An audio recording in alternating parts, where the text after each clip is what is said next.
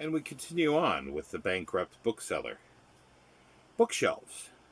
I think my shop is exceedingly well planned. The door is plumb in the center, and the windows which flank it are of an exactly identical size.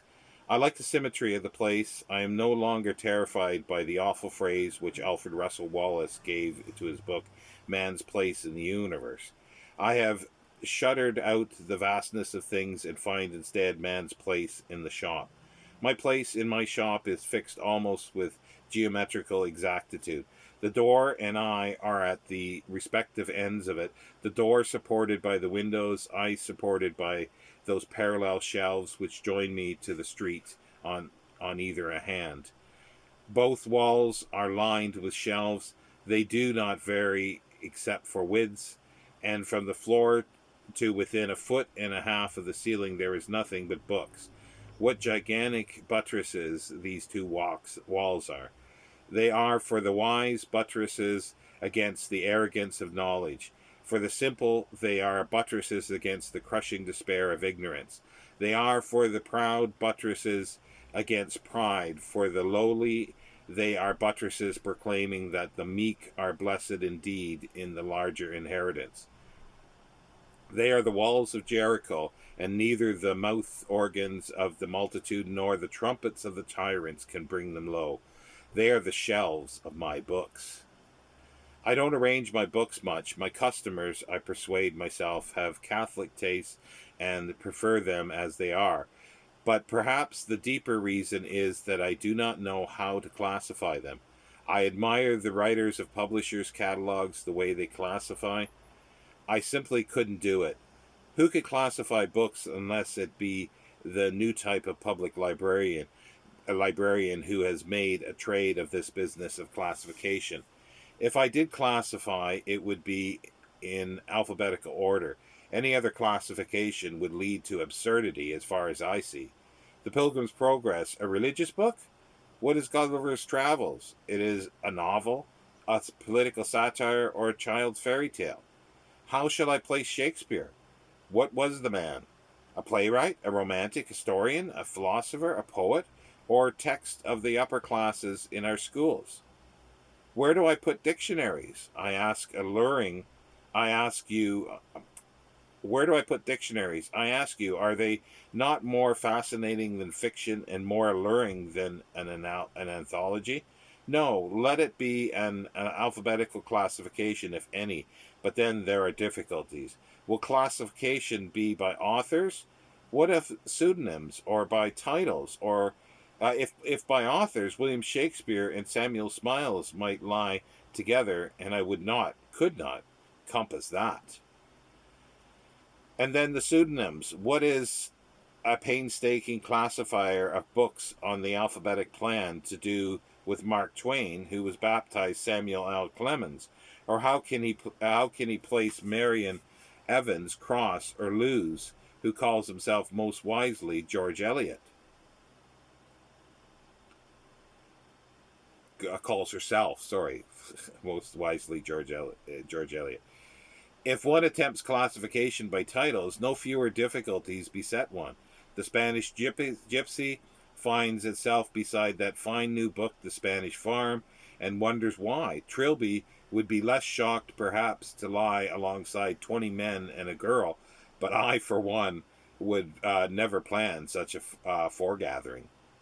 My arrangement of my shelves may earn me a reputation for untidiness among the unthinking, but I'm indifferent to these. From natural laziness, if you like, from sheer inability to discover any congruity between one book and another, I will not classify. There they are, as they come, as they go, in serried shelves, all happy with the fortuity of things. There are my books from among the lowest shelf to reach which the seeker must go, as he ought, on bended knees to, quote, the dust and silence of the upper shelf, as Lord Macaulay put it. There they are, waiting to the touch of the discerning hand and the light of the critical eye. I am proud of my shelves, and no happier man is there on the spinning sphere than I when I see 6 or 7 seekers after books, seeking they know not what, and finding not what they sought, but still seeking among those well-stocked shelves of mine, and getting the sure satisfaction promised to those who seek and find. Next section, 9. I have Brewer and 2 volumes by Cassell, and I was reading it over my tea. There are 2 pages, 2 columns in each, devoted to the word 9 and its significances. And yet the most significance of 9 is not mentioned. 9 is one of the mystic numbers of the Greeks. 9 consists of a trinity of trinities. 9 is a simple representative of plural perfection. We may go dressed up to the nines. There are 9 orders of angels. There are 9 gods, and there is the 9th heaven. There are 9 muses. 9 tailors make a man, and there are 9 days' wonder. There are 9 crowns in heraldry, and there are 9 rivers in hell. Possession is 9 parts of the law, and the law's most unpleasant punishment is the cat o' 9 tails. There are 9 planets, and a cat has 9 lives. The Reverend Dr. Brewer gives them all, these and many more, but I have made a discovery which he has omitted. For you who may read this, and for me who write it, there is a more important 9. It is the 9th letter of the alphabet. Literary affinities. If man know thyself is the first counsel of wisdom, man confess thyself is an important stage on the journey of self-knowledge. My literary ancestry are the self-revelers. Samuel Pepys gives me shamelessness. Emile's journal, the desire to go deep as I can in shallowness. Barbellion has taught me to see value in the trivial and deem it worthwhile to set down for myself, if not for others. Henry Rycroft gave me claim, resignation, and love of nature and the country. Bagshot gave me a commentator on men and politics. Richard Jeffrey hints of the infinite that I may know. These are my principal ancestors, and I affirm strong grounds for my ancestor worship. There have a common characteristic: none was happy in life. They had their dearest joy in self-examination and in self-revelation, and so have I. Their books alone make me glad I became a bookseller. If the world, my world, ends tonight, I count myself as having lived well. These men being my friends. They are all dead. The bookseller and the books. It is to St. Thomas Aquinas that the saying is attributed, beware of a man of one book. The saint gives me his blessing by implication. The world has nothing to beware of in me. I am no man of one book, but I am a man of many books. I am a bookseller, with shop and shelves all complete. It is a fine calling, and one which, as far as I ever heard or knew, never yet begat malicious envy.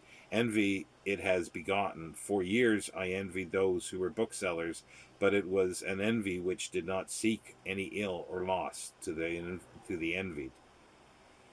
I swear that I only wanted to be as these happy mortals were. I did not covet my neighbor's goods, but I thought his circumstances fortunate, and longed to be as he was, always allowing that no detriment befell him in my attaining my ambition.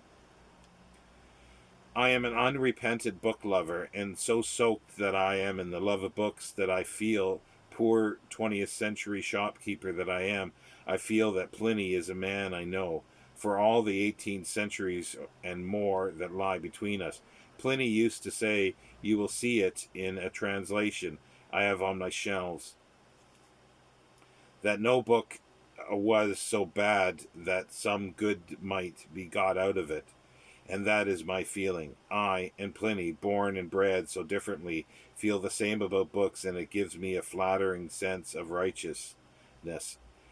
Sitting there in this shop among books that Pliny could not have imagined, books written in a language which was not then evolved, The thought makes me feel thrilled. There is no other word for it, but I dare not tell it to anyone. It is an astonishing secret to me that I must enjoy alone. Does my neighbor, important man and full of civic honors, does my neighbor have his calling in life endorsed so classically? I can't think so. He wants the royal appointment, he told me once, but he would laugh if I told him that Pliny was my patron. I savor every hour of every day the good fortune that made me a bookseller. It might have made me anything, but it could not have made me happier. I was destined, if the purpose of eager and ignorant parents can be dignified by name of destiny, for some aspiring, respectable clerking. But I loathed it always, and left it soon. If I am to write books, it will be books into which I can put more of myself than ledger entries, debtor and creditor. Not that I, thinking it over as I write, disparage even ledgers. Ledgers have written the tragic and comic history of many a life, and even the very name of daybook suggests solemn transience of men. That American writer Joseph Hergenspire makes a counting house book the repository of most moving episode in the conclusion of Three Black Pennies. Hout, the last of the pennies, rummaging among the remnants of his past, comes on a full ledger bound in crumbling calf and stained with wrinkled leaves.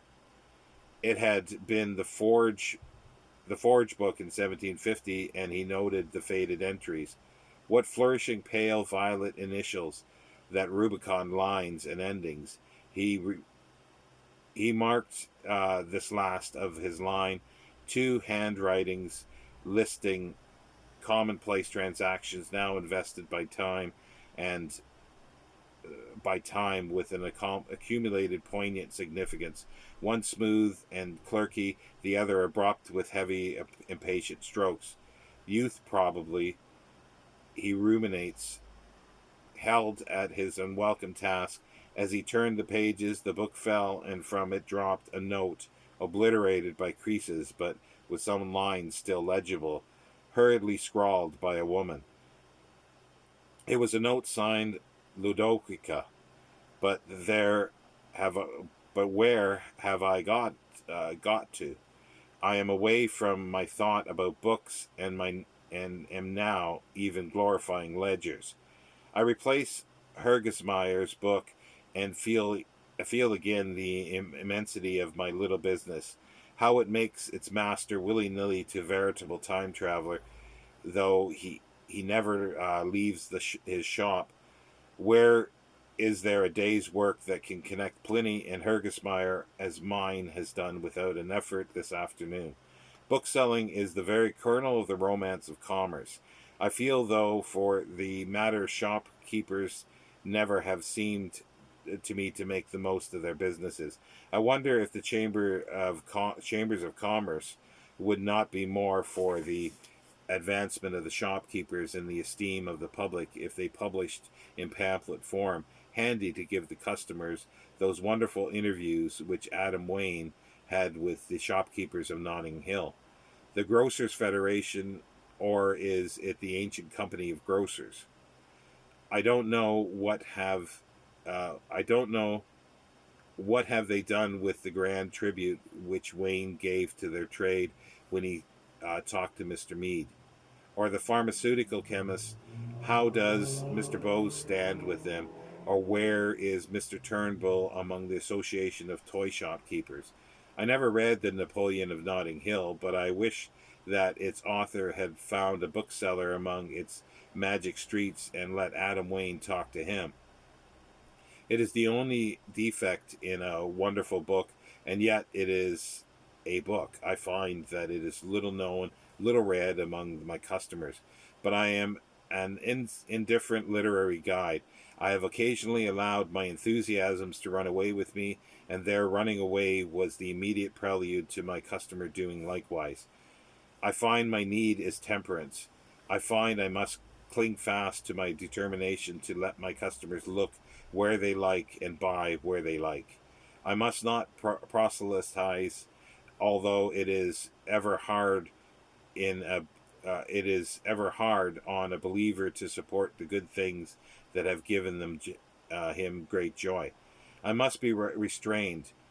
I will I will out to my doorstep and I will out to my doorstep and smell the evening and my books for the moment behind me. The night is coming on fast, and there is blue among the blackness of the sky. There are a few stars and fretting the sky on the far side of the road. Those trees sway great gently. Life strikes me suddenly as though too overwhelming in its perfection. It is completeness in its beauty and in its unspeakable and untellable wonder. Books are small now, and my back is turned on my shop, and my mind of man is great. But beyond both unfathomed and unfathomable is a greatness passing all understanding, yet withal a greatness of which I am living, feeling, pulsing particle. So we'll end it there, and we'll continue next time.